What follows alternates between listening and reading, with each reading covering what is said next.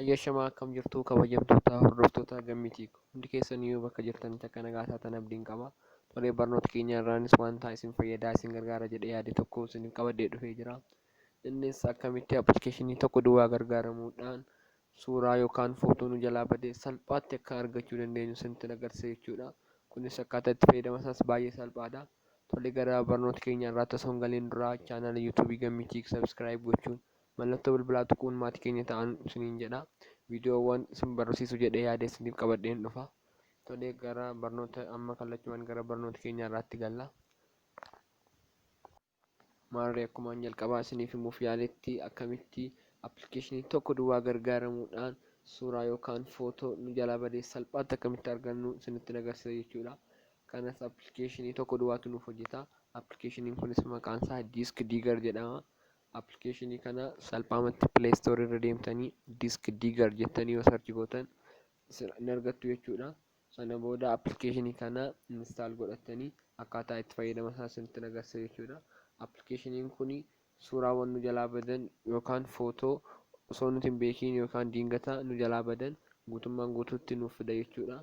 Amma appilikeeshinicha banee akkaataa itti fayyadama isaa isinitti agarsiisa jechuudha. Tolee, yogguu appilikeeshinicha bannu akka kanaa ta'ee nuuf fida jechuudha. Garuu namoonni yeroo jalqabaaf itti fayyadamtan parmishinii isin gaafachuu danda'a. Isin allow jettanii bira dabartu jechuudha.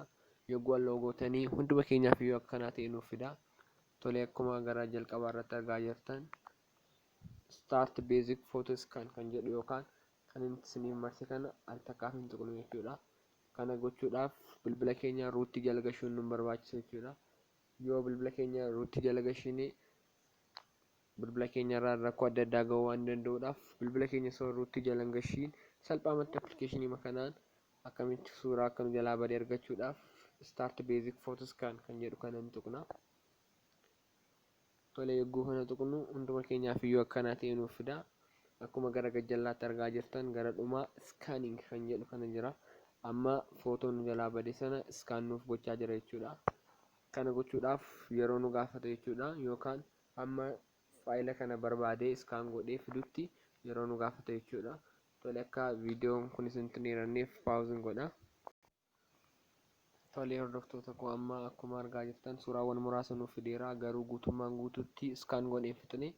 Kanaafuu amma fakkeenyaaf utuma scan gochaa jiru suuraawwan barbaanne amma yookiin balleessuu dandeenya yookiin immoo seef godhachuu dandeenya jechuudha. Amma fakkeenyaaf ani suuraa kana yookiin suuraan isinii marse kana yoon seef godhachuu barbaade akkuma tuqaa sadii kan argaa jirtan kan isinii marse kana al takkaaf hin tuqna. Sana booda gara lammaffaa irratti argamu kana save the file locally kan jedhu kana hin tuqna. Sana booda save nu ta'a jechuudha.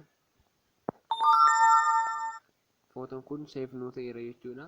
Kanaafuu haaluma salphaa ta'een suuraawwan nu jalaa badan kana salphaamatti save godhanna jechuudha. Kanaafuu ammayyuu gara gajjallaatti akkuma argaa jirtan scaaniingiin fixne. Kanaafuu kana yeroo daqiiqaa 5-10 nu gaafachuu danda'a.